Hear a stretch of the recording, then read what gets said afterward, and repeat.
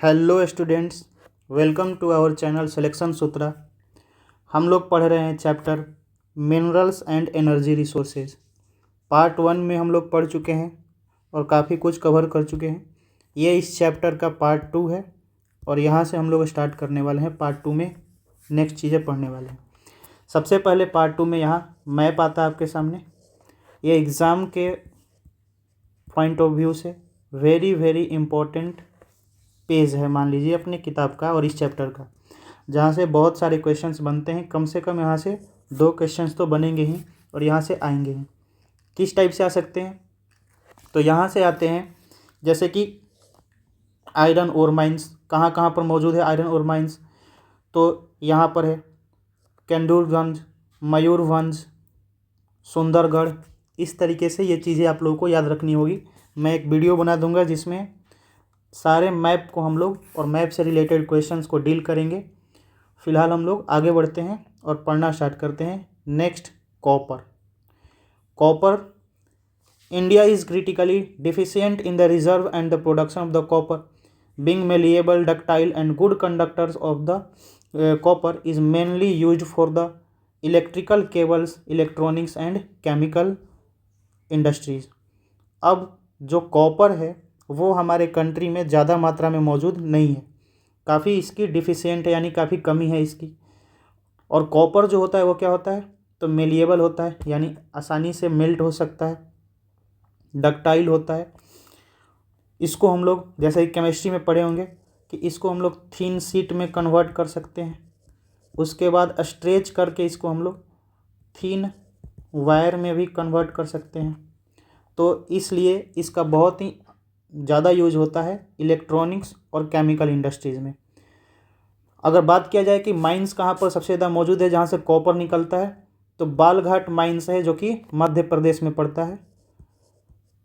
ये सब इम्पोर्टेंट है, नाम याद रखना है। बालघाट माइंस है जो कि पड़ता है मध्य प्रदेश में। इसके बाद क्षेत्री माइंस है। क्षेत्री माइंस ये राजस्थान में है, राजस्थान में मौजूद है। उसके बाद सिंगभूम डिस्ट्रिक्ट में Jharkhand are the leading producer of the copper. सबसे ज़्यादा कहाँ से प्राप्त होता है? तो झारखंड से प्राप्त होता है। नेक्स्ट है बॉक्साइट। दो several ores containing aluminium, it is from the bauxite, a clay-like substance that alumina and later aluminium is obtained। सबसे पहले जो बॉक्साइट होता है वो कैसा होता है?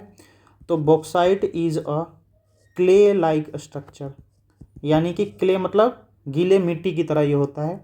और इस बॉक्साइट से क्या बनाया जाता है? तो इस बॉक्साइट से बनाया जाता है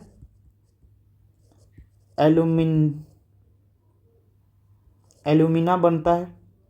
बॉक्साइट से एल्यूमिना, और फिर इसी एल्यूमिना से एल्यूमिनियम का प्रोडक्शन होता है। बॉक्साइट इज डिपॉजिट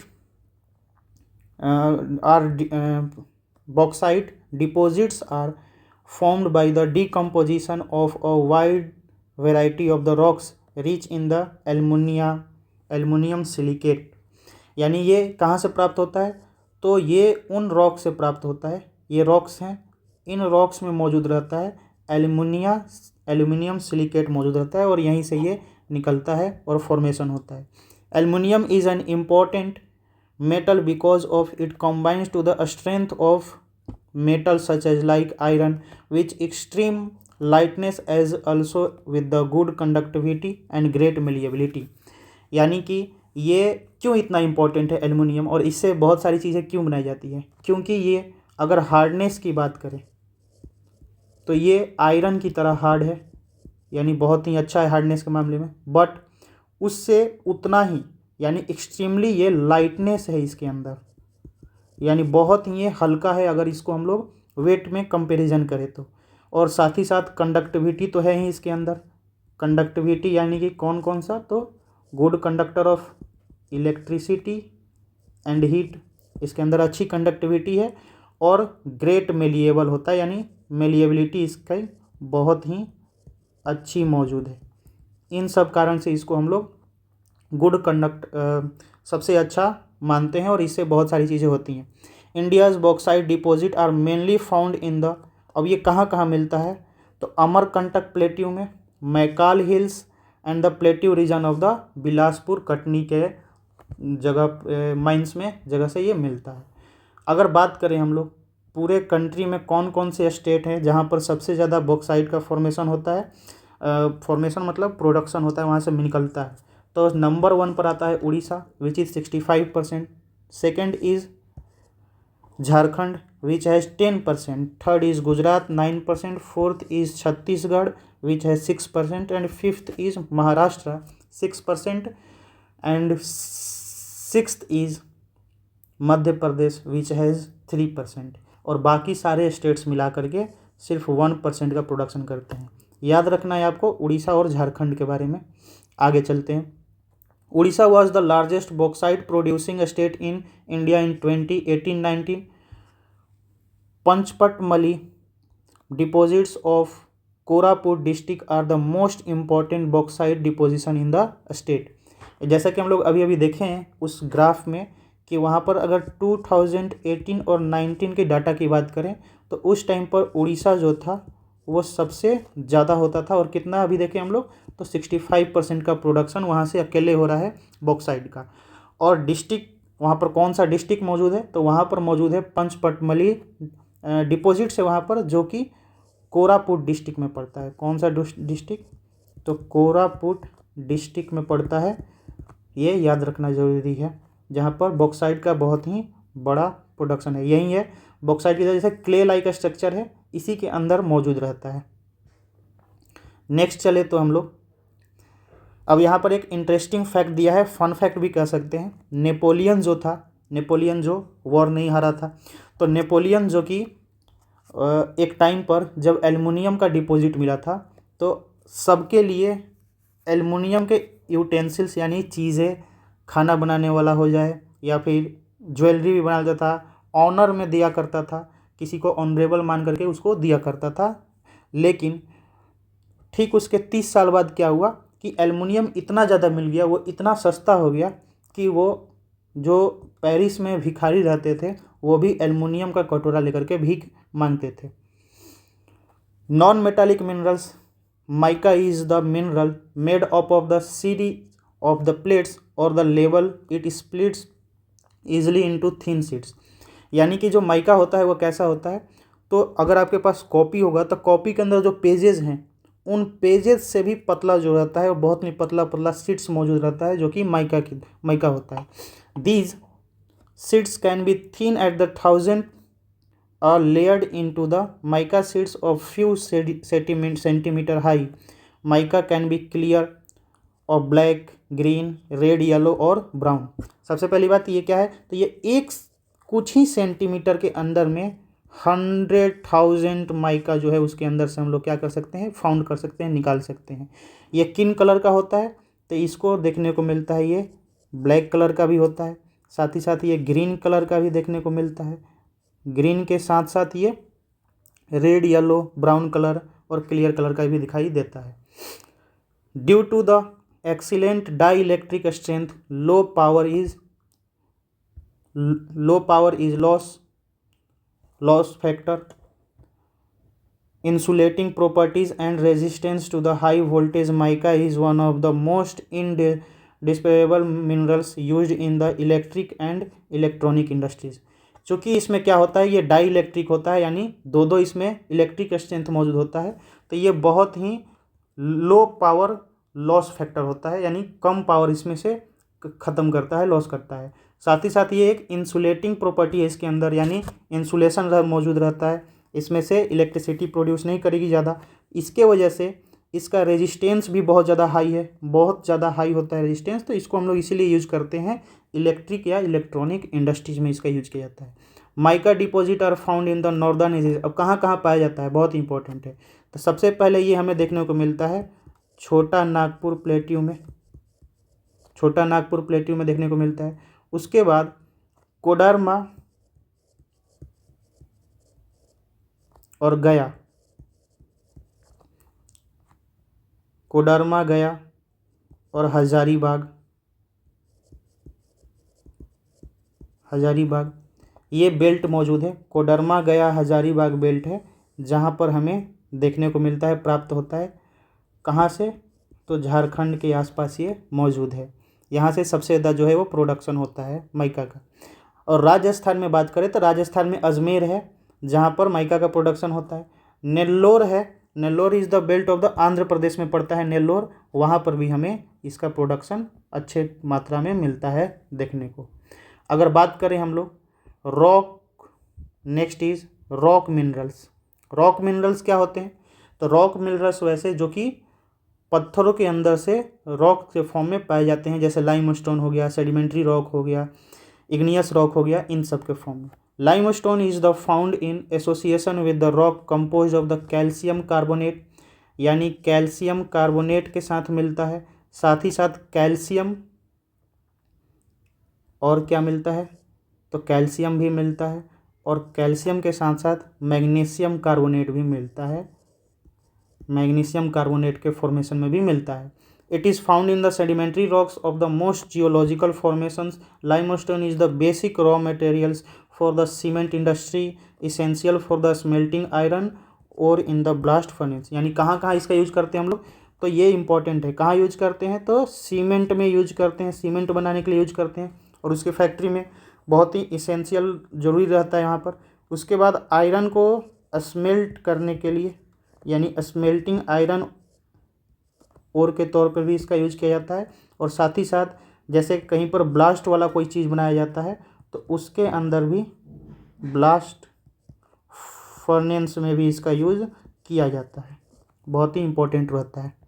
आगे बात करें अगर हम लोग कि ये कहाँ पर किन स्टेट्स में सबसे ज़्यादा मौजूद है, तो ये याद रखना है आपको। राजस्थान में नंबर 1 पे आता है 22%, फिर आंध्र प्रदेश नंबर 2 पर 13%, नंबर 3 पर मध्य प्रदेश है जहाँ पर 13%, और नंबर 4 पर है छत्तीसगढ़ 11%, नंबर 5 पर है 10% कर्नाटका, 6 पर तेलंगाना एंड 7 पर है Gujarat which is 6%, 8 is Tamil Nadu which has 5%, Maharashtra at the 9 with 4% and other state में 9% का प्रोडक्शन होता है इसका लाइमस्टोन का, जो कि कब का डाटा है ये? तो 2018 और 19 का डाटा यहाँ पर शो किया गया है। हजार्डस ऑफ माइनिंग, यानी माइनिंग से क्या क्या माइनिंग में श्राप है, यानी क्या क्या चीज़ें हैं जो कि माइनिंग से बहुत ही ख़राब चीज़ें निकल कर आती हैं। तो पहला है कि इतना ज़्यादा वहाँ पर डस्ट और नॉक्सियस फ्यूम्स निकलते हैं जिसको माइनर्स जब उसको इनहेल करते हैं यानी अंदर सांस लेते हैं तो उससे बहुत सारी खतरनाक डिजीज़ हो जाती हैं, जैसे पुल्मोनरी डिजीज़ यहाँ से निकल कर के आती है। उसके बाद बहुत सारा खतरा रहता है माइंस का कोलैप्स करने का, यानी गिरने का, उसमें आग लगने का भी बहुत बड़ा खतरा रहता है।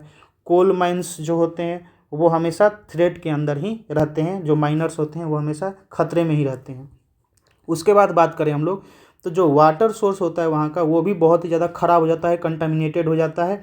और जब हम लोग वेस्टेज को ले करके वहाँ से माइनिंग से कहीं डाला जाता है, डंप किया जाता है, तो वहाँ पर भी बहुत ही ज़्यादा डिग्रेडेशन होता है लैंड का, लैंड ख़राब हो जाता है, वहाँ पर एग्रीकल्चर नहीं हो पाता है। साथ ही साथ सॉइल जो होता है वो भी डिग्रेड हो जाता है, बहुत ही फर्टिलिटी उसकी ख़त्म हो जाती है। और steam and the river pollution, बहुत ही ज़्यादा रिवर पोल्यूशन, यानी कि जो वहाँ पर नदी रहते हैं, नाले रहते हैं, वो बहुत ही गंदे हो जाते हैं, ख़राब हो जाते हैं और किसी भी लायक नहीं रहते हैं। यही हजार था। ये न्यूज़पेपर में छपा गया आर्टिकल है। जैसे Jharia to be shifted, Jharia के बारे में है कि वहाँ पर बहुत बड़ा आग लगा हुआ है, वो आग आज तक जल रहा है, आज तक आग लगा हुआ है। उसमें क्या हुआ है कि नीचे में जितने भी कोल माइंस थे उनमें आग लग गई और वो आग जो है वो हमेशा लगी ही रहती है, फायर ही रहती है। उसके बाद सेफ्टी स्टैंडर्ड्स के बारे में यहाँ पर रिपोर्ट किया गया है। यहाँ रिपोर्ट किया गया है कि 50% से ज़्यादा जो कोल बेल्ट है वहाँ पर माइनिंग अनसेफ है, यानी सेफ़ तरीके से नहीं होती है। ये सारी चीज़ें जो हैं वो 300 करोड़ डैमेज कर रहा है कोल का निकालना। तो इस तरीके से फाइन किया गया उसके ऊपर।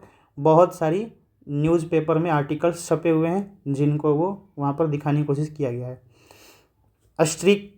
Stricter safety regulations and the implementation of the environmental laws essential for preventing mining from the becoming of the killer industry, यानी ये जो किलर इंडस्ट्री बन गया है, यानी इसमें जिसमें बहुत सारे लोगों की जान जा रही है, इसको अगर बचाना है तो हमें क्या करना पड़ेगा? बहुत सारे मेजर्स लेने पड़ेंगे, बहुत सारे चीज़ें उठानी पड़ेगी गवर्नमेंट को भी और लोगों को भी, ताकि इससे बचाया जा सके।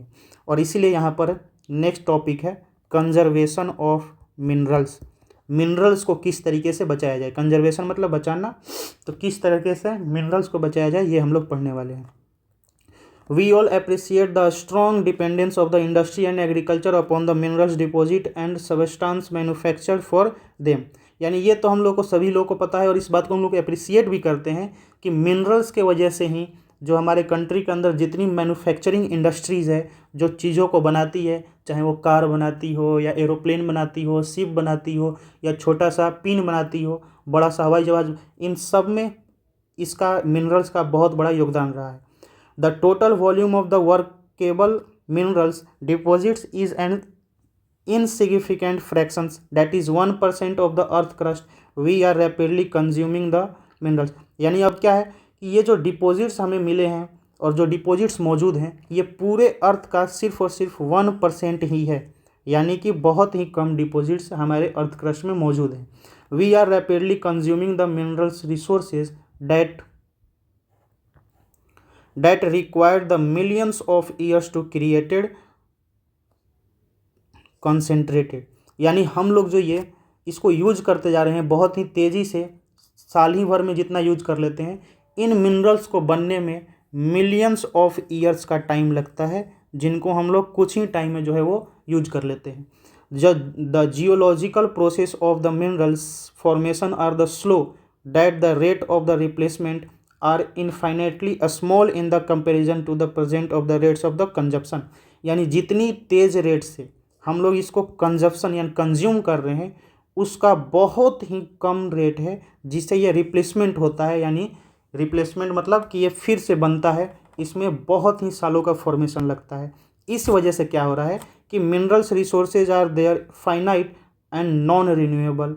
इसीलिए क्या हो रहा है कि ये जो मिनरल्स हैं वो बहुत ही ज़्यादा कम मात्रा में बचे हुए हैं और हम लोग कंजप्शन जो है बहुत ही ज़्यादा करते जा रहे हैं। और ये भी हमें याद रखने की ज़रूरत है कि जो मिनरल्स होते हैं वो फाइनाइट होते हैं, यानी ये इनफाइनाइट नहीं है, ये अनंत नहीं है।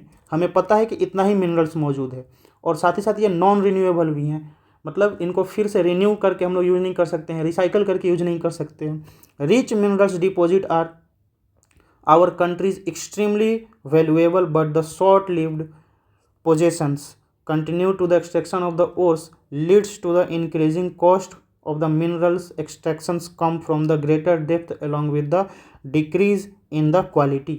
अब इनको हम लोग इतना एक्सट्रीमली यूज करते जा रहे हैं, इतना ज़्यादा यूज करते जा रहे हैं, इतना ख़तरनाक तरीके से कि ये जो है वो अब ज़्यादा दिन के मेहमान नहीं रह गए हैं, बहुत ही कम टाइम में ही ये ख़त्म हो जाएंगे।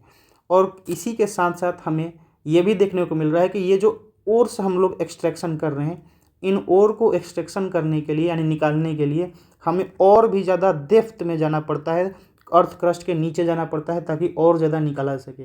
लेकिन ये भी सच्चाई है इसके साथ साथ कि जितना ही हम लोग डेप्थ में जाते हैं, इसकी क्वालिटी भी जो है वो भी क्या होती जाती है, तो ख़त्म हो जाती है, ख़राब होती जाती है। तो इसके वजह से क्या देखने को मिलेगा, हर तरीके से मिनरल्स जो है वो कंजर्व नहीं हो रहे, ख़राब ही होते जा रहे हैं। तो इस वजह से हमें क्या करना चाहिए, मिनरल्स को कंजर्व करना चाहिए। अब कंजर्व करने का क्या तरीका है, कौन कौन से तरीके हैं, तो वो यहाँ पर लिखा गया है कि सबसे पहले हमें एफर्ट्स लगाने होंगे किन चीज़ों में। तो पहली बात है कि इनको अगर बचाना है हमें, तो सबसे पहले क्या करना पड़ेगा, तो our minerals resource in planned and sustainable manner. यानी सबसे पहले क्या करना पड़ेगा, हमें प्लान्ड मैनर में इनको यूज करना पड़ेगा। और इसी के साथ साथ और क्या करना पड़ेगा, तो और इनको सस्टेनेबल तरीके से यूज करना होगा। सस्टेनेबल डेवलपमेंट आप लोग पहले कई बार पढ़ चुके हैं। सस्टेनेबल डेवलपमेंट का मतलब होता है कि फ्यूचर जनरेशन को ध्यान में रखते हुए आज के मिनरल्स को अपने तरीके से कम सोर्सेज पर यूज किया जाए। सेकंड क्या है, तो सेकंड आपको ये कहा जा रहा है कि improve the technology need to the constantly involve allow use of the low grade ores at low cost. यानी सेकंड कह रहा है कि सबसे पहले क्या करना चाहिए, तो टेक्नोलॉजी डेवलप करनी चाहिए, हमें टेक्नोलॉजी डेवलप करनी चाहिए, जिससे नई नई टेक्नोलॉजी आएगी तो सारी चीज़ें और करना आसान हो जाएगा, आसान होगा तो हमें लो कॉस्ट पर मिलेगा। थर्ड ये है कि जो लो ग्रेड के मिनरल्स होते हैं उनको भी यूज करने का तरीका निकालना होगा। कैसे भाई, तो एट लो कॉस्ट, यानी लो कॉस्ट पर उन्हें यूज करेंगे तब जा करके हम लोग कर सकते हैं। फोर्थ इज चौथा काम क्या करना है हमें, तो रिसाइकलिंग ऑफ मेटल्स करना है, यानी जो मेटल्स हैं मौजूद हैं पहले से, जो कि स्क्रैप में पड़े हुए हैं, जिनको हम लोग फेंक देते हैं। जैसे इलेक्ट्रॉनिक का बहुत सारा सामान होता है, टीवी होता है, फ्रिज होता है, ये सारी चीज़ें ख़राब हो जाती है तो फेंक दी जाती हैं। तो उन सबको स्क्रैप से लेकर के क्या करना चाहिए, तो फिर से उनको रिसाइकल करना चाहिए और रिसाइकल करके नए चीज़ें बना करके और फिर से उनको बेचना चाहिए, ताकि क्या हो जाए कि कंजर्वेशन से ये फ्यूचर में हमें रिसोर्सेज को बचा पाएंगे। तो ये 4 चीज़ें आप लोगों को याद रखनी है यहाँ से, किस तरीके से कंजर्वेशन किया जाएगा। नेक्स्ट कहा जा रहा है एनर्जी रिसोर्सेज। एनर्जी रिसोर्सेज क्या होती हैं, नेक्स्ट हम लोग अब पढ़ने वाले हैं। तो स्टार्ट करते हैं। Energy is required for the all activities, it is needed to cook, to provide light, to heat propel vehicles and to derive the machinery in the industries. यानी आज के टाइम पर एनर्जी जो है वो हर चीज़ों में ज़रूरत होती है, चाहे वो खाना बनाना हो, चाहे लाइट देना हो, हीट देना हो, किसी भी तरीके से एनर्जी ज़रूरत होती ही है। Energy can be generated from the fuel minerals like coal. तो एनर्जी कहाँ कहाँ से जनरेट किया जाता है, तो फ्यूल से, जैसे कि कोल का यूज किया जाता है, कोल के अलावा पेट्रोलियम का यूज किया जाता है, नेचुरल गैसेज का यूज किया जाता है, नेचुरल गैस का यूज किया जाता है, यूरेनियम का भी यूज किया जाता है, ताकि हम लोग एनर्जी का मतलब क्या हुआ, एनर्जी का मतलब हुआ इलेक्ट्रिसिटी को जनरेट किया सके। Energy resource can be classified by conventional and non conventional. यानी एनर्जी रिसोर्स जो होता है उनको हम लोग 2 भाग में बांट सकते हैं, एक को कहते हैं हम लोग कन्वेंशनल और सेकेंड को कहते हैं नॉन कन्वेंशनल। सबसे पहले हम लोग कन्वेंशनल के बारे में समझते हैं कि कन्वेंशनल रिसोर्स क्या होता है। तो कन्वेंशनल सोर्स इंक्लूड क्या क्या चीज़ें रहती हैं इसमें, तो फायरवुड, यानी जलाने के लिए जो लकड़ी लिया जाता है। सेकेंड आता है हमारा कैटल डंग, यानी जो जानवरों के गोबर होते हैं उनसे गोईठा बनाया जाता है और उनको यूज किया जाता है क्या करने के लिए, तो जलाने के लिए। फिर कोल होता है, पेट्रोलियम, नेचुरल गैस। उसके बाद ये सारी चीज़ें जो होती हैं ये कन्वेंशनल में आती हैं, जिनको यूज किया जाता है। और नॉन कन्वेंशनल की बात किया जाए क्या क्या होता है, तो नॉन कन्वेंशनल में आ जाता है sources like solar, wind, tidal, geothermal. Non conventional, ठीक है, कौन कौन सा होता है, तो सोलर हो गया जो कि सन से लेते हैं हम लोग। विंड एनर्जी हो जाएगा। विंड एनर्जी के बाद हमें देखने को मिलता है टाइडल एनर्जी देखने को मिलता है, जियोथर्मल एनर्जी देखने को मिलता है। ये सारी चीज़ें भी जो होती हैं वो आ जाती हैं नॉन कन्वेंशनल में। Geothermal,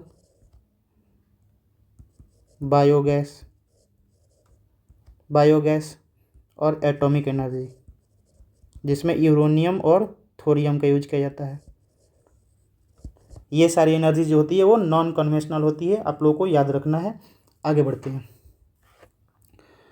firewood and the cattle dung cake are the most common rural areas that according to the one estimate that more than 70% energy requirement in the rural household is meet by the this two. यानी बात किया जाए अगर कि गाँवों में सबसे ज़्यादा किन चीज़ों का इस्तेमाल किया जाता है, तो सबसे ज़्यादा या तो काऊ डंग केक का इस्तेमाल किया जाता है या फिर इस्तेमाल किया जाता है लकड़ी को जलाने के लिए यूज किया जाता है। एक सर्वे के अनुसार लगभग 70% जो रूरल एरियाज हैं, गांव के एरिया हैं, वहाँ पर इन्हीं दोनों चीज़ों का यूज किया जाता है। Continuation of this is increasingly becoming difficult to due to the decreasing forest area. Moreover, using of the dung cake is being discouraged because it consume most valuable manure which could be used in the agriculture. यानी पहले तो चूँकि forest जो है वो बहुत ही ज़्यादा कम होते जा रहे हैं, इसके वजह से फायरवुड के भी बहुत ही अच्छा नहीं है इसका यूज करना। और जो ये काऊ डंग इस्तेमाल किया जाता है, केक यानी गोईठा यूज किया जाता है गोबर का, उसको मैन्योर बनाने के लिए भी एग्रीकल्चर में हम लोग यूज कर सकते हैं। मैन्योर मतलब जो नेचुरल खाद होता है, नेचुरल फर्टिलाइज़र होता है, उसको हम लोग कहते हैं। तो उसको भी यूज कर सकते हैं वहाँ पर, जो कि इधर जलाने के लिए यूज कर दिया जाता है। कन्वेंशनल सोर्स ऑफ एनर्जी को सबसे पहले हम लोग पढ़ते हैं, और इसमें पहला आता है कोल।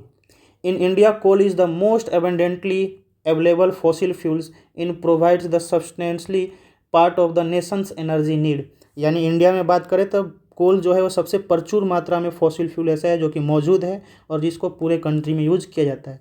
It is use for the power generating to supply energy industries as well as the domestic needs. यानी इसको पावर जनरेशन में, यानी कि एनर्जी बनाने के लिए, इलेक्ट्रिसिटी बनाने के लिए भी यूज किया जाता है, और साथ ही साथ घरों में भी इसका यूज किया जाता है जलाने के लिए। India is the highly dependent on the coal meeting its commercial energy requirement. India का जो एनर्जी रिक्वायरमेंट है, मतलब जो इलेक्ट्रिसिटी प्रोड्यूस किया जाता है, उसमें सबसे बड़ा जो प्रोडक्शन होता है वो कोल से ही होता है। इसके वजह से ही सारी चीज़ें हो पाती हैं। As you already aware that the coal is form due to the compression of the plant materials over the millions of the years. Coal therefore is the found in the variety of forms depending on the degree of the compression and depth. यानी कि जैसा कि हम लोग को पहले से पता है कि ये कोल का फॉर्मेशन कैसे होता है, तो इसको कोल का फॉर्मेशन मिलियंस ऑफ ईयर्स पहले क्या हुआ कि प्लांट और एनिमल जो कि डिकम्पोज होकर के और धरती में पड़ गए, फिर वो एक सर्टेन डेप्थ के अंदर, यानी इस तरीके से धरती के नीचे वो क्या हो गए, यहाँ पर दबे रह गए, और दब करके क्या किए तो दबे रहें, और फिर एक टेम्परेचर पर हमेशा रहें, जिसके वजह से क्या हुआ कि ये फॉसिल फ्यूल्स में कन्वर्ट हो गए, और यहीं से हमें कोल का और पेट्रोलियम का फॉर्मेशन देखने को मिलता है। बहुत टाइम तक धरती में दबे रहने की वजह से। डिकेइंग प्लांट्स स्वेम्स प्रोड्यूस द पीट। अब कुछ हम लोग पढ़ने वाले हैं कोल के टाइप्स के बारे में, प्रकार के बारे में, किस किस टाइप के कोल जो होते हैं वो प्राप्त होते हैं। तो पहला जो हम लोग पढ़ेंगे वो किसके बारे में है, तो फर्स्ट जो है वो है पीट के बारे में। ये किस टाइप का होता है, तो ये लो कार्बन का होता है, यानी इसके अंदर बहुत कम कार्बन रहता है, इसमें मॉइस्चर ज़्यादा रहता है, यानी नमी ज़्यादा रहता है, जिसकी वजह से अच्छे से ये जलता नहीं है, और इसमें से धुआं जो है वो बहुत ही ज़्यादा निकलता है। इसका बहुत ही लो हीटिंग कैपेसिटी रहता है। तो इसलिए सेकेंड जो आता है वो होता है लिग्नाइट। ये भी लो ग्रेड है और ब्राउन कलर का होता है, ब्राउन कोल होता है, but it is soft and high moisture content. इसके अंदर मॉइस्चर जो रहता है वो बहुत ही ज़्यादा रहता है। Principal lignite reserve to the Neyveli in Tamil Nadu, यानी तमिलनाडु में ये जगह है जहाँ से ये मिलता है, हमें सबसे ज़्यादा फॉर्मेशन देखने को मिलता है। And used for the generation of the electricity. इसका यूज किया जाता है इलेक्ट्रिसिटी जनरेट करने के लिए। कोल डेट किस लिए यूज किया जाता है, तो इलेक्ट्रिसिटी जनरेट करने के लिए। Coal that has been buried deep and subjected to the increased temperature is between us. अब क्या हो कि वैसे कोल जो कि बहुत ही नीचे धरती में डेप्थ में हमें मिलते हैं, इस तरीके से नीचे बहुत ही डेप्थ में मिलते हैं, और हाई टेम्परेचर पर ये क्या रहते हैं, अंदर बरीड रहते हैं, यानी गड़े हुए रहते हैं। वैसे कोयल जो होते हैं वो अच्छे माने जाते हैं, और उसी में फर्स्ट नाम आता है हमारा बिटुमिनस कोयल। बिटुमिनस कोयल होता है। It is the most popular coal in the commercial use metallurgy. Coal is the high grade of the bituminous coal which has been a special value of smelting iron in the blast furnace. यानी ये जो होता है बहुत ही अच्छी quality का होता है, और इसका सबसे ज़्यादा यूज किया जाता है मेटलर्जिकल कोल के तौर पे, यानी अच्छे से कहीं भी किसी भी इंडस्ट्री में सबसे ज़्यादा इसका यूज किया जाता है। और इसका कहाँ पर यूज सबसे ज़्यादा देखने को मिलता है, तो जो ब्लास्ट फर्नेस बनता है, यानी ब्लास्ट करने वाली चीज़ें बनती हैं, उनके अंदर इनका यूज किया जाता है। उसके बाद स्मेल्टिंग आयरन के तौर पर भी इन लोगों का यूज किया जाता है। Fourth is which is anthracite.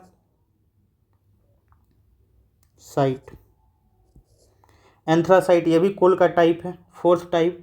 ये जो है सबसे हाईएस्ट क्वालिटी का मौजूद है और सबसे हार्ड कोल होता है।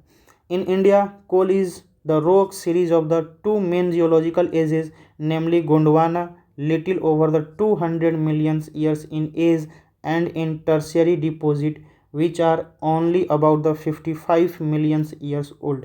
अब जो इंडिया में है वो इंडिया में दो तरीके से ये हमें कोल जो होते हैं वो बटने को मिलते हैं, ध्यान से समझेंगे। एक जो है वो गोंडवाना कहते हैं हम लोग, गोंडवाना लैंड हम लोग पढ़े थे पिछले चैप्टर में। तो गोंडवाना है पहला, जो है वो क्या है, गोंडवाना है। यानी गोंडवाना लैंड में जो हमें मिले थे वो कितने पुराने हैं, तो वो अप्रोक्स 200 मिलियन ईयर्स पहले के वो हैं। और सेकेंड जो होता है वो है टर्शियरी डिपॉजिट। टर्शियरी डिपॉजिट, अब ये जो टर्शियरी डिपॉजिट है ये इससे नया है, लेकिन ये भी बहुत पुराना है। कितना पुराना है, तो ये लगभग 55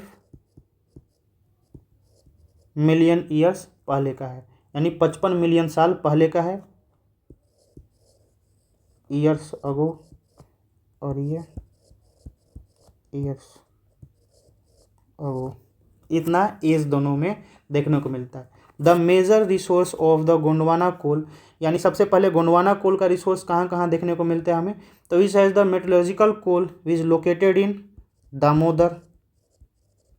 कहाँ देखने को मिलता है हमें, लोकेटेड, तो दामोदर में हमें दामोदर वैली में देखने को मिलता है। वेस्ट बंगाल में कहाँ पर है दामोदर वैली, तो वेस्ट बंगाल में मौजूद है, यहाँ देखने को मिलते हैं हमें। इसके बाद बात करें हम लोग अगर आगे, इसको भी हम अच्छे से करेंगे। क्या है, तो कोल फील्ड्स कौन कौन सा बेल्ट मौजूद है, तो ये बेल्ट मौजूद है जहाँ पर कोल फील्ड पाया जाता है, फिर यहाँ है, फिर यहाँ पर मौजूद है।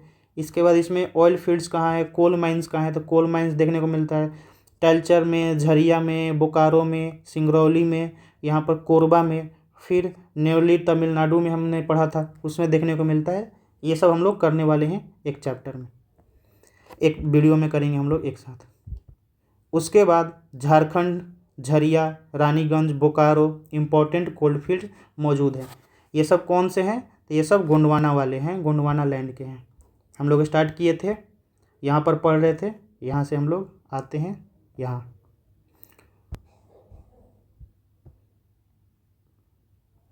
गोंडवाना में the Godavari Mahanadi Son Wardha valley also contains coal deposit, यानी इन सब जगहों पर भी कहाँ कहाँ पर था, तो महानदी, सोन एंड वर्धा वैली में भी हमें देखने को मिलता है कोल डिपॉजिट।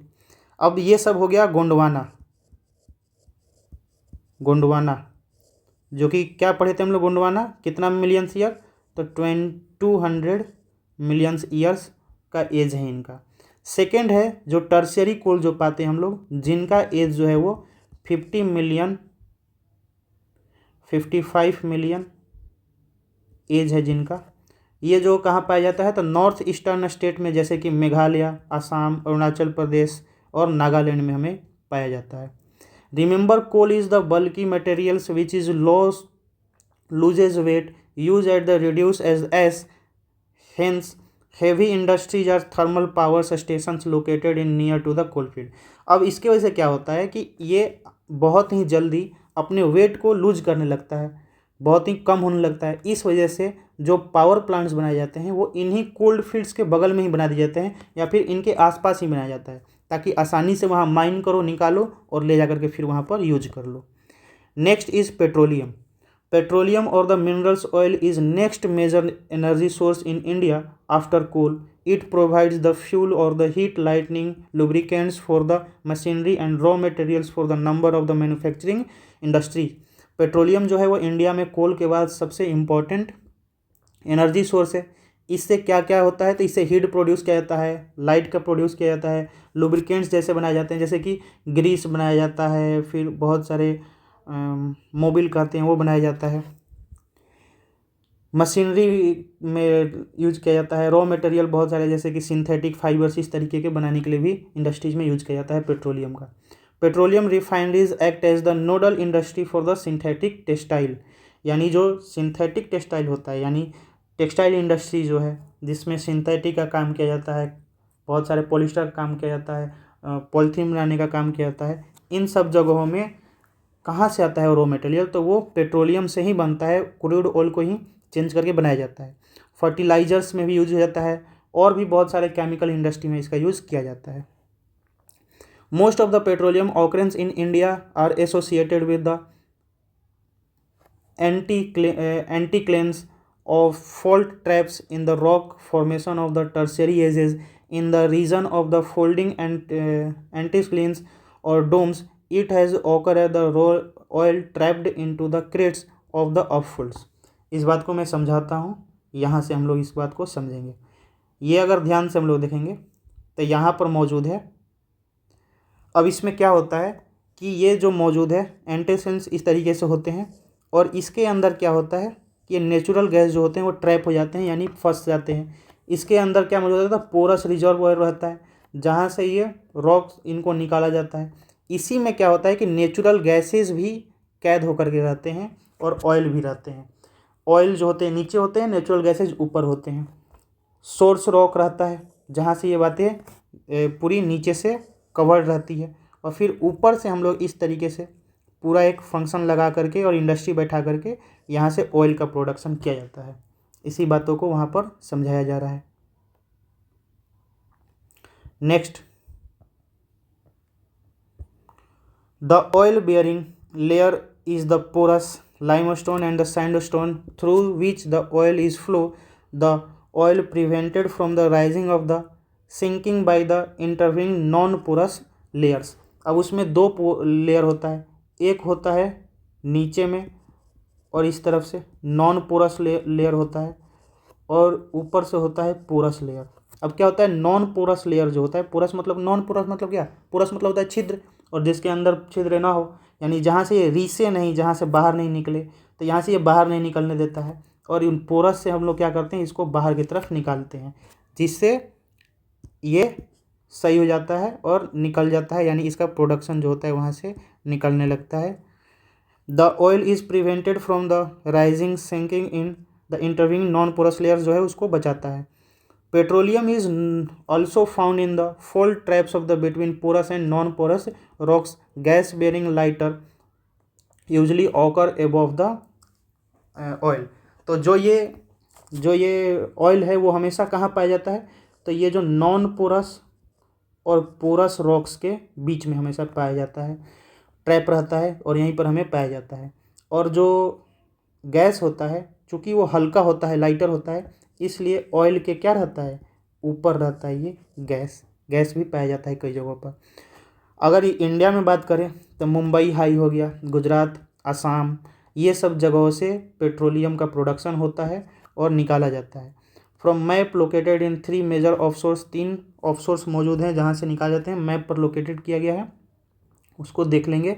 तो पहले है अंकलेश्वर हो गया, द मोस्ट इम्पॉर्टेंट, ये गुजरात में मौजूद है। सेकेंड आसाम में मौजूद है, ओल्डेस्ट ऑयल प्रोड्यूसिंग, आसाम में सबसे पहले निकाला गया था, डिब्रूगढ़ इस सब एरिया है। फिर दिग्बोई है जो कि नहर काटिया में पड़ता है, और मोरन हुरीगंज रीजन जो है वहाँ पर से ऑयल फील्ड को निकाला जाता है और इंडिया में प्रोडक्शन किया जाता है। इसके अलावा इंडिया में बहुत ही कम प्रोडक्शन होता है क्रूड ऑयल का, तो क्रूड ऑयल जो होता है वो बाहर से मंगाया जाता है, जैसे कि रसिया, मिडल ईस्ट से हो गया, इन सब जगहों से प्रोडक्शन इंपोर्ट किया जाता है। इसीलिए तो आजकल ट्रम्प जो है वो इंडिया पर टैरिफ लगाया है। नेक्स्ट टॉपिक है हमारा natural gas. Natural gas is found in petroleum deposit is released when the crude oil is brought for the surface. यानी नेचुरल गैस प्राप्त किया जाता है जब क्रूड ऑयल को सरफेस पर लाया जाता है, तो वहीं से नेचुरल गैस का भी हमें देखने को मिलता है, नेचुरल गैस भी वहीं से निकलते हैं बहुत जगहों से। It can be used as the domestic and industrial fuel. It is used as the fuel in the power sector of the generating electricity for heating purpose in the industries, as raw material in the chemical, petrochemicals and fertilizers industries, as the transport fuel, as the cooking fuel. यही बात कि कहाँ कहाँ इसका use किया जाता है, तो घरों में यूज़ किया जाता है, बहुत सारी इंडस्ट्रीज़ में यूज़ किया जाता है फ्यूल के तौर पर, पावर सेक्टर में इलेक्ट्रिसिटी जनरेट करने के लिए यूज़ किया जाता है, फिर हीटिंग पर्पज़ के लिए यानी किसी चीज़ को गर्म करने के लिए यूज किया जाता है, अगर मेल्टिंग करना होगा किसी चीज़ का, तो केमिकल्स और पेट्रोकेमिकल्स बनाने में यूज किया जाता है, फर्टिलाइज़र बनाने में यूज किया जाता है, फिर इसको ट्रांसपोर्ट के लिए भी फ्यूल का यूज किया जाता है, ये तो जानते ही हैं, बस गाड़ी इन सब चीज़ों में रहता है। खाना बनाने के लिए भी फ्यूल का यूज किया जाता है। और gas infrastructure, with in the expansion of the gas infrastructure and local city, यानी गैस जो है उन इंफ्रास्ट्रक्चर को बढ़ाने के लिए सिटीज़ में क्या किया गया है, तो बहुत सारी चीज़ें कर दी गई हैं, बहुत सारे बहुत सारी टेक्नोलॉजी आ गई है जिससे चीज़ें आसान हो गई हैं। तो इससे जो है अब गैस जो है उनका भी लोगों तक पहुंचाना बहुत ही आसान हो गया है। कैसे आसान हो गया है लोगों तक पहुंचाना, तो ये हम लोग समझते हैं। जैसे इससे क्या बन गया है, तो गैस डिस्ट्रीब्यूशन के लिए सीओडी नेटवर्क बन गया है। फिर गैस नेचुरल गैसेज को क्या करने के लिए एक जगह से दूसरी जगह पहुंचाने के लिए सीएनजी के तौर पर पहुंचाया जाता है, पीएनजी के तौर पर पहुंचाया जाता है घरों में।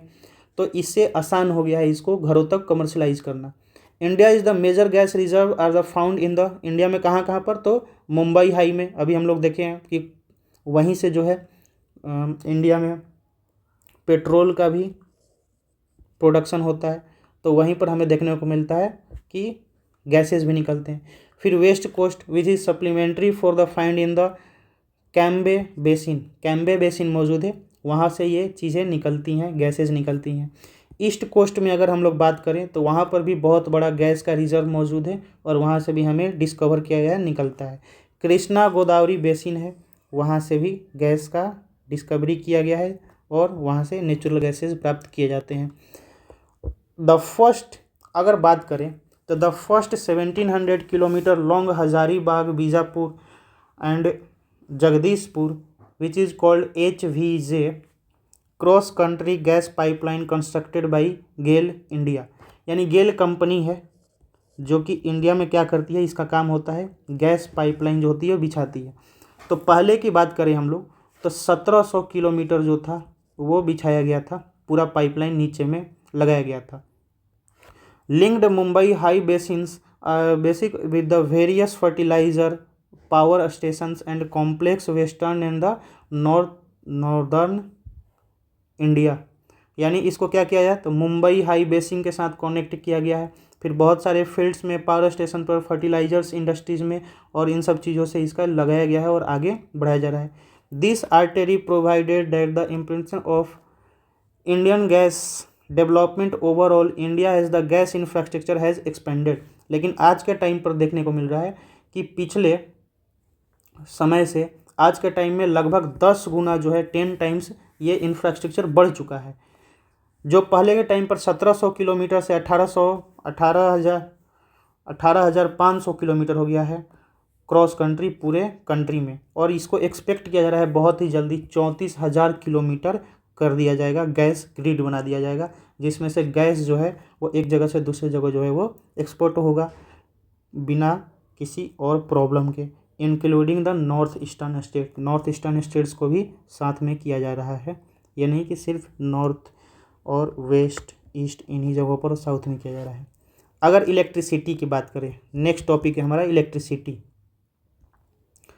तो electricity has such a wide range of the applications in today's world that is per capita consumption is considered as the index of the development, यानी कि इलेक्ट्रिसिटी जो है वो किसी भी कंट्री के लिए बहुत ही आज के टाइम पर इम्पोर्टेंट चीज़ हो गई है। और कंट्री को डेवलपमेंट को मेज़र करने के लिए कई बार लोग जो हैं वो पर कैपिटा कंजप्शन का भी करते हैं, यानी पर लोग जो हैं वो इलेक्ट्रिसिटी को कितना यूज कर रहे हैं इसका भी लोग निकालते हैं ताकि पता चले कि वो डेवलप्ड है कि डेवलपमेंट में है। Electricity is generated mainly by the two ways running water from derive by the hydro turbines generate hydroelectricity and by the burning for other fossil fuels like coal, petroleum, natural gas derived turbines to produce the thermal power। अब देखो क्या होता है कि electricity को generate करने के लिए टर्बाइंस होता है, इस तरीके से टर्बाइंस मौजूद होते हैं, इनको घुमाना होता है, इनको इस तरीके से घुमाना होता है, ये घूमते हैं तो इलेक्ट्रिसिटी जनरेट होता है। और इन्हीं को घुमाने के लिए अलग अलग वेज का इस्तेमाल किया जाता है। जैसे दो वे अगर सबसे मेन कहा जाए तो एक हो गया हाइड्रो इलेक्ट्रिसिटी का यूज किया जाता है, यानी जो पानी जाता है यहाँ से बहुत ही तेज़ी फोर्स से, वहाँ से ये पावर घूमता है और फिर यहाँ से इलेक्ट्रिसिटी प्रोड्यूस होती है। या फिर इसी चीज़ को घुमाने के लिए कोल, पेट्रोलियम और नेचुरल गैसेज का यूज़ किया जाता है। तो उनसे क्या किया जाता है कि गैस इस तरीके से वाटर रख दिया जाता है और इसको हीट किया जाता है, फिर ये हीट होता है तो इसमें से स्ट्रीम्स निकलते हैं, इवेपोरेशन होता है तो, और यहीं जो बहुत तेज़ी से निकलते हैं तो ये इस टरबाइन को घुमाते हैं तो यहाँ से भी इलेक्ट्रिसिटी जनरेट होता है। तो यही दो तरीका है जिससे इलेक्ट्रिसिटी जो है इंडिया में बहुत ज़्यादा जनरेट किया जाता है। Once generated the electricity is exact the same. अब ऐसा नहीं है कि पेट्रोल से इलेक्ट्रिसिटी जनरेट करेंगे तो वो अलग होगा और टरबाइन से हाइडल पावर से यूज करेंगे, हाइड्रो पावर का यूज करेंगे तो उससे कोई और इलेक्ट्रिसिटी जनरेट होगा, ऐसा नहीं होता है, दोनों से सेम तरीके की इलेक्ट्रिसिटी जनरेट होती है। सबसे पहले हम लोग हाइड्रो इलेक्ट्रिसिटी की बात करें तो ये आज के टाइम पर इंडिया में सबसे फास्ट फ्लोइंग वाटर की वजह से हो पाता है और ये रिन्यूएबल रिसोर्स है, यानी ये कभी ख़त्म नहीं होगा, इसको रिन्यू किया जा सकता है बार बार। India has the number of the multipurpose projects. अब हाइड्रो इलेक्ट्रिसिटी बनाने के लिए मल्टीपर्पज़ प्रोजेक्ट्स बनाए गए हैं बहुत सारे, जिसमें डैम्स बनाने पड़ते हैं और चीज़ें बनानी पड़ती हैं, जिसमें पहला नाम आता है Bhakra Nangal dam, second is Damodar valley corporation, third is the Kopili hydel power project. इस तरीके के प्रोजेक्ट बनाए गए हैं जहाँ से इलेक्ट्रिसिटी जनरेट किया जाता है। ये यहाँ पर देखोगे तो कैसे इलेक्ट्रिसिटी जनरेट किया जाता है यहाँ दिखाया गया है। तो हायर रिजर्वोयर मौजूद है, यानी यहाँ पर पानी मौजूद है, पानी को क्या किया जाता है कि यहाँ से नीचे की तरफ ले जाया जाता है, फिर यहाँ पर ये टरबाइन लगाया गया है, ध्यान से देखोगे, फिर ये जब यहाँ से पानी नीचे जाता है तो ये टरबाइन क्या करता है, यहाँ घूमेगा, रोटेट करेगा, जब टरबाइन रोटेट करेगा तो यहाँ से जनरेट होगा इलेक्ट्रिसिटी, फिर इस इलेक्ट्रिसिटी को क्या कर दिया जाएगा, ट्रांसफ़र कर दिया जाएगा, और ट्रांसफ़र करके फिर घरों में इस तरीके से भेज दिया जाता है। इस तरीके से हाइड्रो पावर प्लांट से इलेक्ट्रिसिटी जनरेट की जाती है। Thermal electricity is generated by using the coal, petroleum, natural gases. The thermal power stations use non renewable fuels for generating electricity. जो थर्मल इलेक्ट्रिसिटी होता है वहाँ पर कैसे जनरेट किया जाता है, तो वहाँ पर यूज किया जाता है कोल, पेट्रोलियम, नेचुरल गैसेज का यूज़ किया जाता है, और उनसे इलेक्ट्रिसिटी जो होती है वो जनरेट होती है और फिर उसको यूज किया जाता है। ये है कहाँ कहाँ पर न्यूक्लियर पावर मौजूद है, जहाँ पर न्यूक्लियर इलेक्ट्रिसिटी जनरेट है, जैसे कि उकाई में है, फिर नरौरा में है, कैगा में है, इन सब जगहों पर मौजूद है। और अगर थर्मल पावर प्लांट में देखें तो ये इतनी सारी जगहों पर मौजूद है, जो कि बहुत सारा जगह होगा, देख लेंगे आप लोग। Next, non conventional source of energy. Non conventional source of energy के बारे में हम लोग पढ़ने वाले हैं। तो non conventional source of energy, the growing consumption of energy has resulted in the country becoming the increasingly dependent on the fossil fuels such as coal, oil and gases. यानी कि हमारे कंट्री में एनर्जी की इतनी ज़्यादा ज़रूरत है, इतना ग्रो कंजप्शन हो रहा है, इतनी ज़्यादा ज़रूरत है कि हमें कोल और पेट्रोलियम का सहारा लेना ही पड़ता है। राइजिंग प्राइसेज ऑफ ओल and gas and their potential shortness have raised to the uncertainties of about security of energy supply in the future, which in turn of the serious repercussions on the growth of the national economy।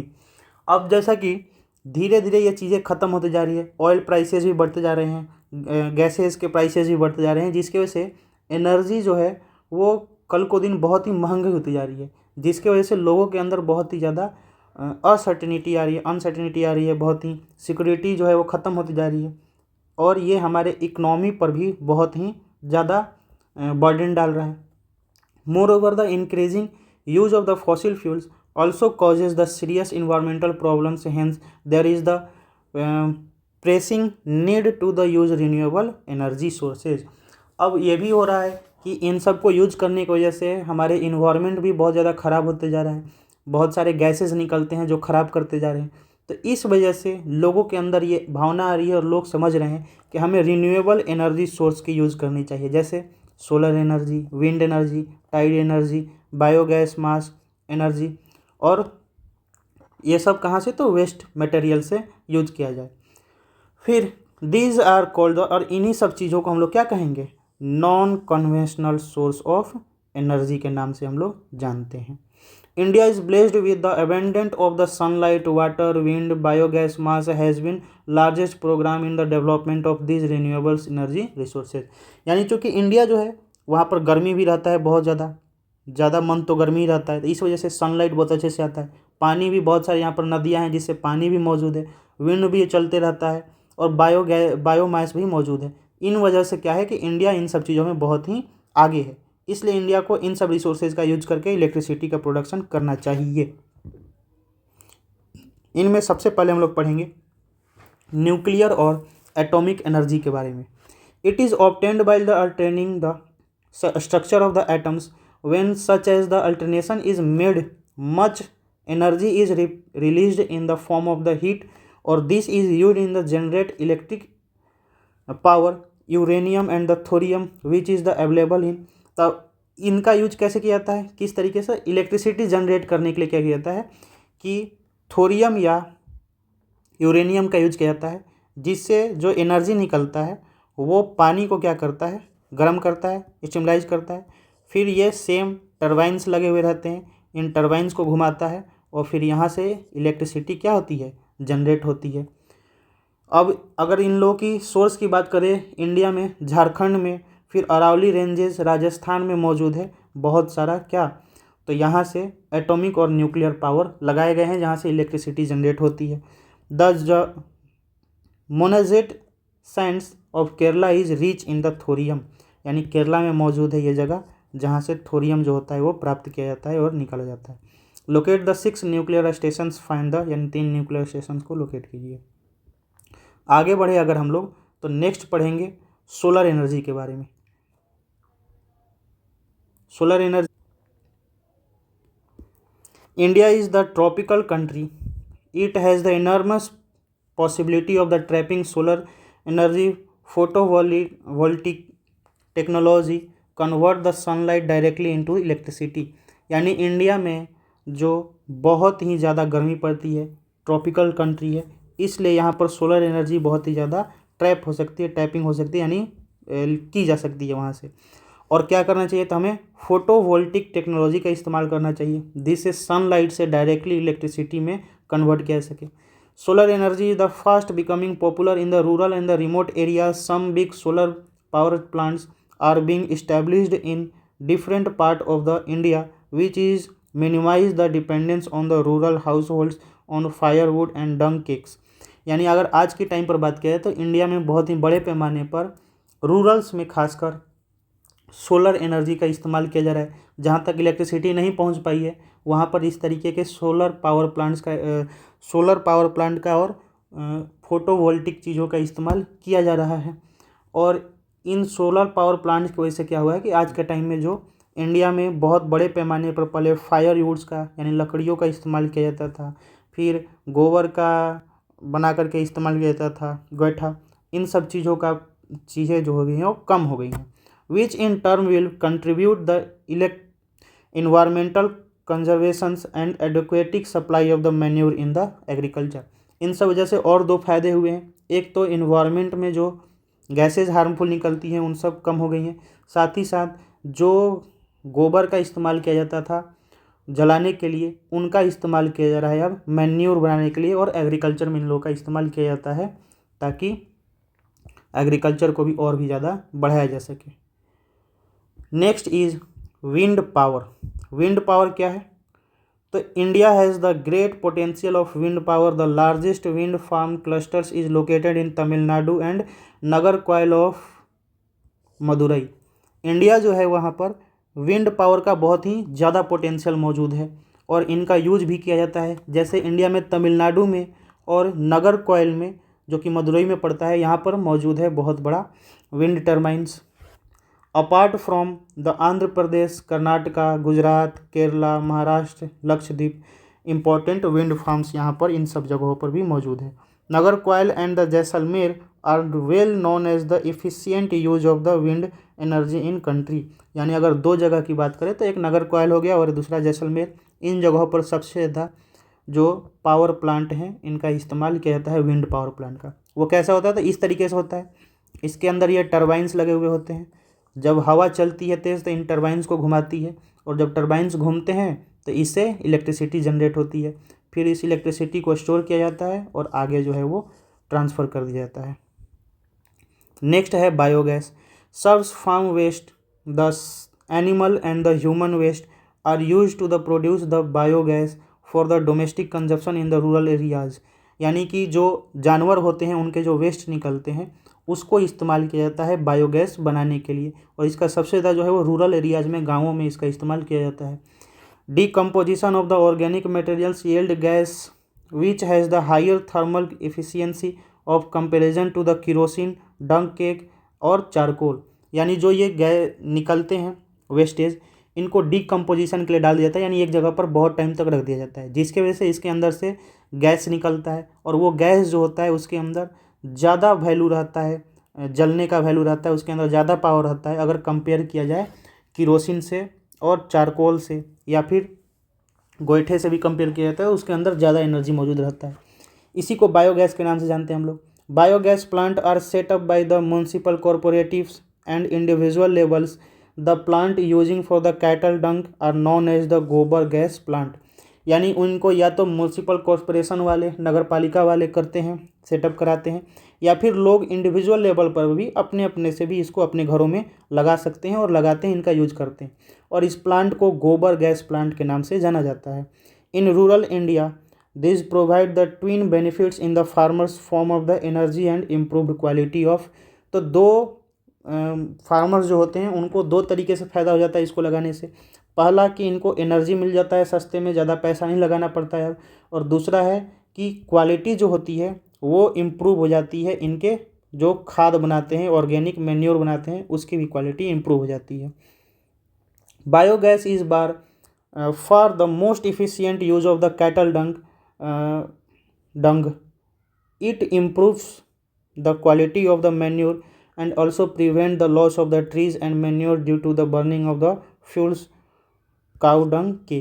यानी क्या है, तो biogas के use करने से क्या होता है कि गोबर जो होता है, कैटल डैंग जो होता है, इसका सबसे ज़्यादा इस्तेमाल किया जाता है।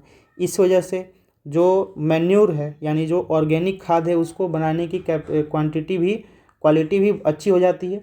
और साथ ही साथ जो ट्री होते हैं जिससे काट करके हमें फायर वर्क के लिए, वुड के लिए इस्तेमाल किया जाता था, वो सारी चीज़ें भी कम हो जाती हैं और वो भी चीज़ें बच जाती हैं, पेड़ भी बच जाते हैं।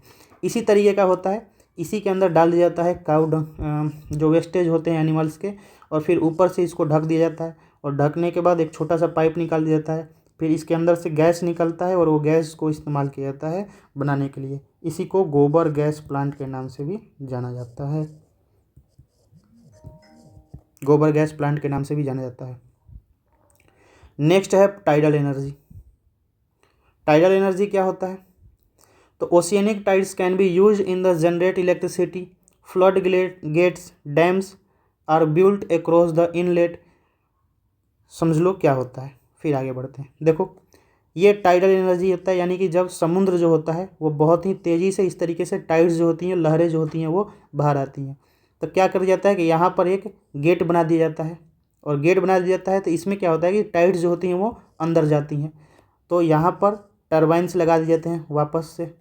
जब अंदर जाती है तो ये टरबाइन्स क्या करते हैं, घूमते हैं, फिर इस गेट को खोल दिया जाता है तो ये फिर वापस जाती हैं तो भी टरबाइन्स घूमती हैं, और घूमने की वजह से क्या होता है, इलेक्ट्रिसिटी जनरेट होता है। यही बातें यहाँ पर समझाई जाएंगी।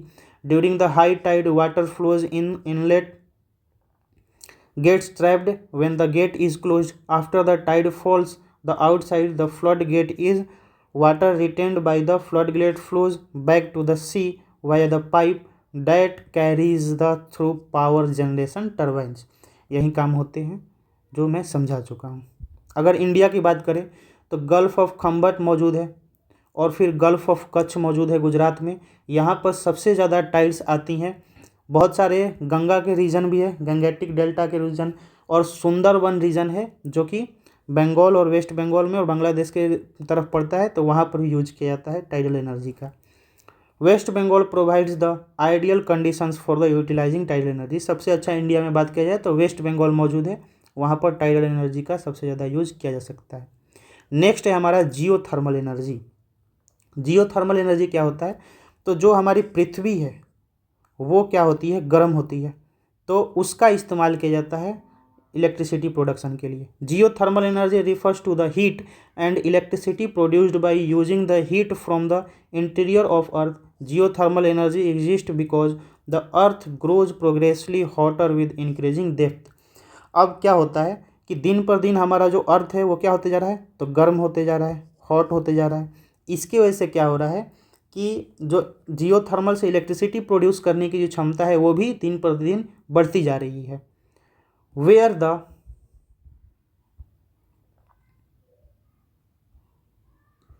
The geothermal gradient is high temperature are found at shallow depth.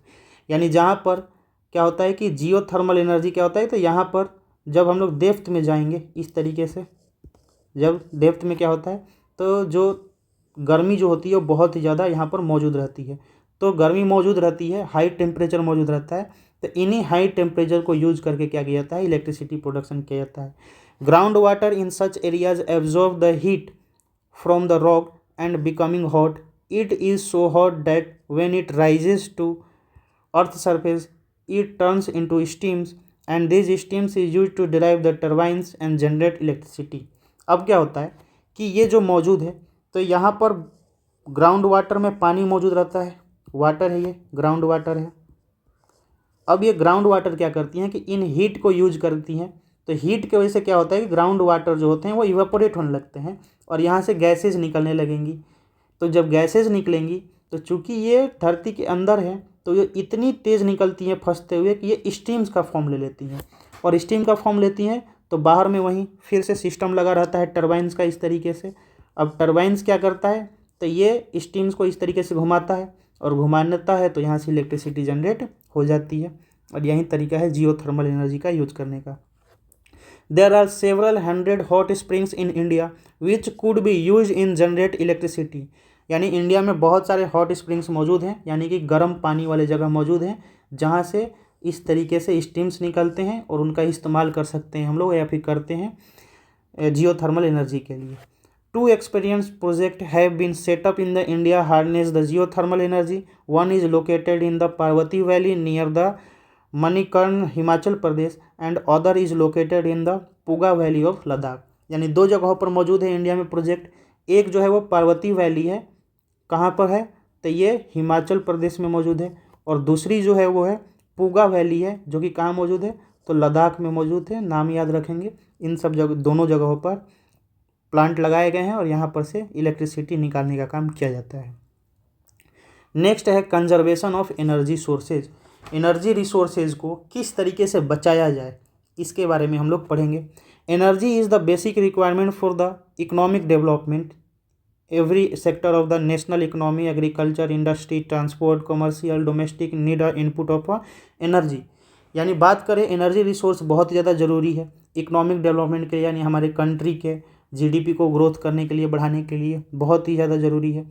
इस कहाँ कहाँ लगता है ये, तो एग्रीकल्चर में भी ज़रूरी है, इंडस्ट्री में भी ज़रूरी है, ट्रांसपोर्ट के लिए भी, कमर्शियल के लिए, डोमेस्टिक के लिए भी, हर चीज़ों के लिए एनर्जी ज़रूरी है।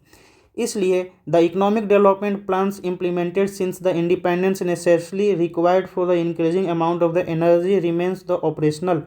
As the result the consumption of energy in all forms has been steadily rising all over the country.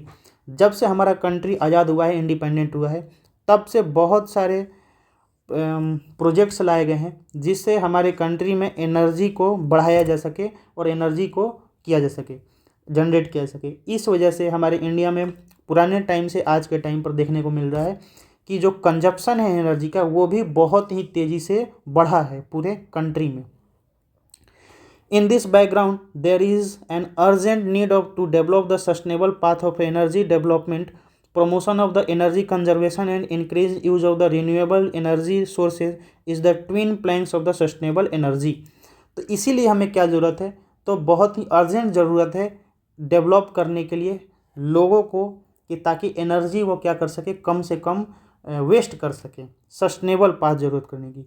इसका 2 तरीका है क्या प्रमोशन करने का। एक है कि एनर्जी कंजर्वेशन को क्या कर दिया जाए, तो सबसे ज़्यादा रिन्यूएबल एनर्जी का यूज किया जाए, यानी वैसे एनर्जी जिनको रिन्यू किया सकता है, जैसे सोलर एनर्जी हो गया, विंड एनर्जी हो गया, टाइडल एनर्जी हो गया, इन सब एनर्जी का यूज किया जाए, और इनको सस्टेनेबल एनर्जी के तौर पे, यानी सस्टेनेबल मतलब हो गया कि फ्यूचर जनरेशन के लिए भी इसको यूज किया सके। इस तरीके से आज के टाइम में सोच समझ करके यूज किया जाए, इसके तौर पे भी हम लोग यूज कर सकते हैं। India is presently one of the least energy efficient country in the world. We have the adopt a caution of approach for the judicious use of our limited energy resource। यानी आज के time पर बात किया जाए तो India में बहुत ज़्यादा एनर्जी कंजप्शन, एनर्जी प्रोडक्शन नहीं होता है, बहुत ही कम एनर्जी है। इसलिए जितना हमारे पास एनर्जी मौजूद है उसको हम लोग कम से कम तौर पर और जुडिशियल तरीके से, यानी कि अच्छे तरीके से उसको यूज करें हम लोग, तो अच्छे से लंबे टाइम तक उसको हम लोग काम कर सकते हैं। जैसे अगर एग्जांपल दिया जाए तो as concern citizens we can do our bit by using the public transport system instead of the individual vehicles. पहली बात यह है कि पब्लिक ट्रांसपोर्ट का यूज किया जाए, पब्लिक ट्रांसपोर्ट का यूज किया जाए, तो इस वजह से हम लोग एनर्जी बचा सकेंगे। सेकेंड, अगर घर में ज़रूरत नहीं है तो स्विचिंग ऑफ कर दिया जाए। जैसे पंखा की ज़रूरत नहीं है तो पंखा बंद कर दो, इलेक्ट्रिसिटी बंद कर दो। ऐसा नहीं कि कहीं और रूम में है और पंखा चल रहा है, इस तरीके का सिस्टम नहीं होना चाहिए। इस तरीके से हम लोग यूज कर सकते हैं, पावर को सेव कर सकते हैं। फिर बहुत सारे नॉन कन्वेंशनल चीज़ों का भी यूज कर सकते हैं हम लोग। नॉन कन्वेंशनल में हम लोग पढ़े हैं, नॉन कन्वेंशनल सोर्सेज का यूज कर सकते हैं। जैसे नॉन कन्वेंशनल में क्या क्या पढ़े हैं, तो सोलर एनर्जी का यूज कर सकते हैं, फिर टाइडल एनर्जी या फिर विंड एनर्जी। इन सब एनर्जी का यूज किया जाए तो भी हम लोग क्या कर सकते हैं, इसको बचा सकते हैं, कंजर्वेशन कर सकते हैं। क्यों? क्योंकि बहुत ही बड़ा अच्छा कोट है यहाँ, energy saved is energy produced. यानी एनर्जी को सेव करना, एनर्जी को बचाना एक तरीके से एनर्जी प्रोड्यूस करने के बराबर होता है। इसी के साथ यह चैप्टर जो होता है वो ख़त्म हो जाता है। थोड़ा लॉन्ग चला गया क्योंकि बहुत बड़ा चैप्टर था और अच्छे से एक एक लाइन को हम लोग अच्छे से पढ़ लिए। अब आप लोगों को क्या करना है, तो आप लोगों को ये सारे क्वेश्चंस कर लेने हैं। इसके बाद मैं वीडियो लाऊंगा जिसमें सारे क्वेश्चंस मौजूद रहेंगे, क्वेश्चंस के वीडियो लाऊंगा, तो उनमें हम लोग सारे क्वेश्चंस कर लेंगे। प्रीवियस ईयर क्वेश्चन करेंगे हम लोग, जिससे क्या हो कि अच्छा हो जाए। साथ ही साथ सब्सक्राइब कर दीजिए, फिर लाइक कर दीजिए और अपने दोस्तों तक शेयर कीजिए ताकि ज़्यादा से ज़्यादा लोगों तक ये पहुँचे, जिससे और मुझे सपोर्ट मिलेगा और साथ ही साथ और भी अच्छा करेंगे। तो आज के लिए इतना ही, फिर मिलेंगे किसी चैप्टर को लेकर के। Thank you. अच्छे से पढ़ते रहिए, खेलते रहिए, कूदते रहिए। धन्यवाद।